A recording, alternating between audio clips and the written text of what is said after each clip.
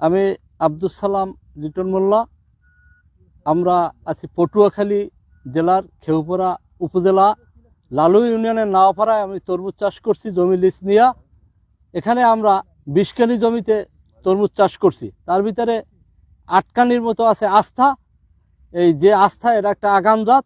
এটা আমি লাভবান বেশি হয়েছি, 52 লক্ষ টাকা বেচছি 8.5 কানি জায়গায়, যেটা আমার 16 লাখ টাকা খরচ হয়েছে। আর সেখানে 1 কানি সমান 2.66%।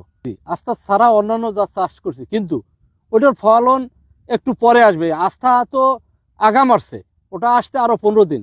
কাজে এই আস্থায় যে আমি লাভবান হয়েছি বিক্রিতে, এটা যে বাজার চাহিদা ওইটাই থাকবে না, কারণ ওটা আরো 15 দিন পর আসবে, তখন একটু দাম কম যাইবে, কারণ অন্যান্য চাষিগো ফসল তখন ব্যাপক হারে উঠতে থাকবে।